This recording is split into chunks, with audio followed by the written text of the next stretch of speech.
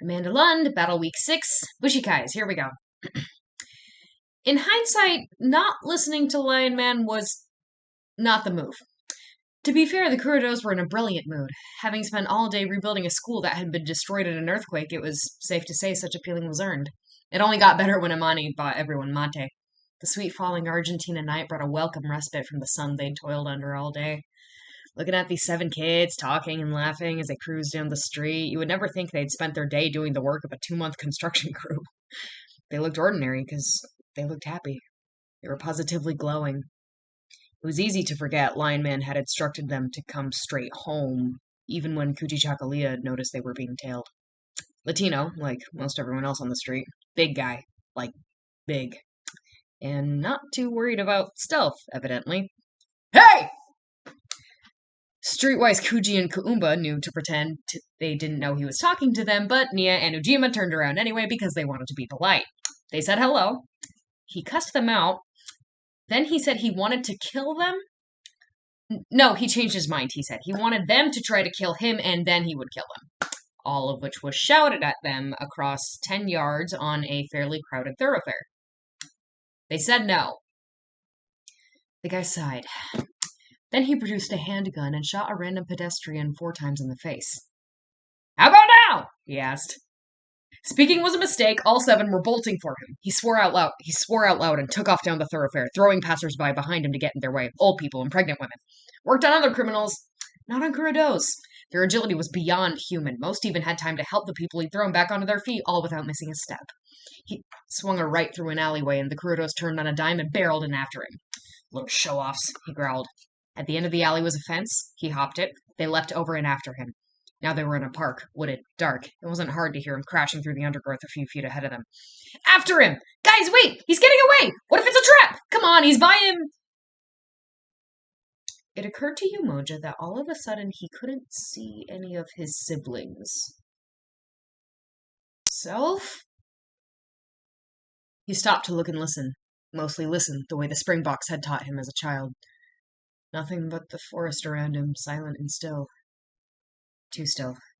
Nia, Ujamaa, he couldn't see any of them, and the night creatures he knew should be there just weren't. In spite of himself, he felt a pang of fear, his heart rate tainted by anxiety. Lion Man would tell him to keep his head, he knew. No weapon matters without the mind to put it into action. But they'd been right in front of him. They wouldn't have gotten lost that fast. Fine, he told himself, but even if that big guy had somehow taken out every single one of his siblings at once, not that it was possible, he would have heard something, right? Guys, he called. Nothing. He started walking around. Nothing. He trained his senses on the forbidding woods around him until he felt almost faint from the effort. Still, nothing. Not even an owl to ask for directions. Why were these woods so empty, and where... Umoja caught himself on a tree trunk before he face planted into the leaf litter. He was seeing spots. He shook his head to clear them away. What had he gotten so lightheaded? He tried to walk. He made it 1 step. His legs swayed beneath him like trees in a monsoon. Something was wrong. Gas? Poison? Fear was ringing in his ears now, loud and undeniable, not only because he was in danger, and he didn't know from what, to say nothing of his siblings and whether they were safe or suffering the way he was, but because... back of his neck... like twin lit matches being held just above his skin, so subtle you could have imagined it. The eyes of a predator. He rolled around and gripped his pyramid necklace to activate his power, and knocked his head against somebody else's. Staggering backwards, still reeling, it was all he could do to catch himself on another tree. His vision was woozy all of a sudden, like the world around him had become tie-dye or watercolors bleeding through tissue paper, but he could have sworn he was seeing... people? Imani? Kuji?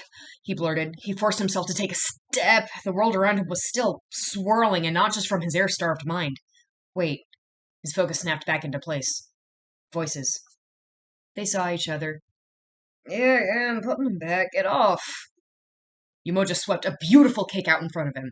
It cost him his balance. By the time he hit the ground, his jaw slammed against a tree root and paint flashed in his head through his teeth. The forest had resumed all of its dead stillness. And now... someone was here. Was crouching in front of him, dressed in gray, dark hair pulled back from a Middle Eastern complexion and big green eyes.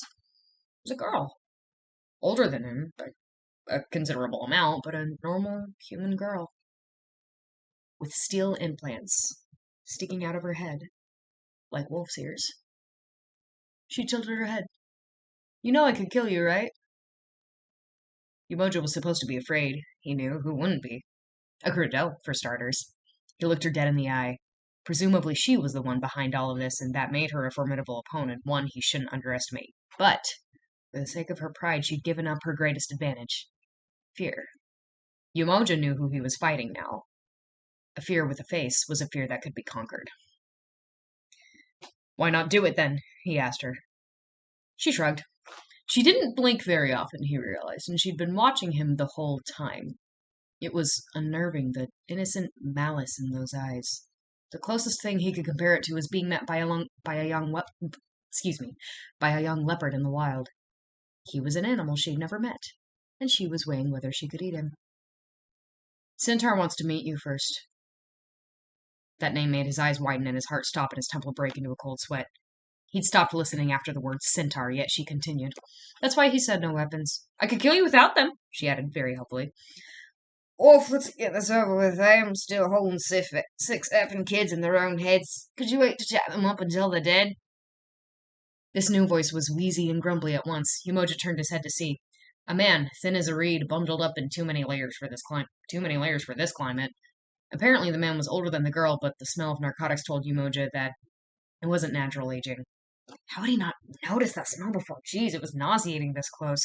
Didn't help that he wasn't wearing shoes and was standing uncomfortably close to him. The girl stood up. You weren't supposed to use my name, and we're not killing them. Oh, did he say that? She nodded, jaw clenched. The man just kind of blinked. He wasn't looking right at her. He had the implants, too. They were painted dirty orange. Okay, well, go get him, Tiger. And so she did. Whatever was affecting his perception, it was over now, though he was still too drained to get up. He'd been right. The other Kurodos, his siblings, they had been practically in arm's reach the whole time. Now he watched. She went one by one.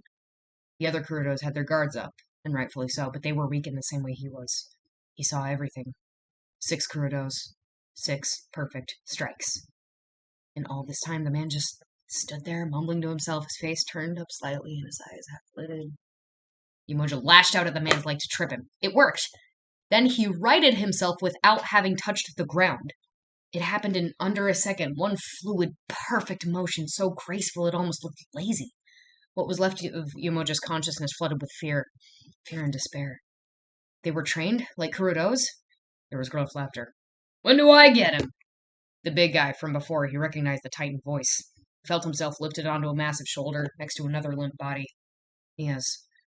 We don't. Not until Centaur says, Can I go home now? I want to go do not this. Shut up, Dingo. Your face is stupid. Pick that kid up. Do I have to? Wolf, does he have to? You have to. Well, alright, I guess if I have to. No. They were trained. But not like Kurodos.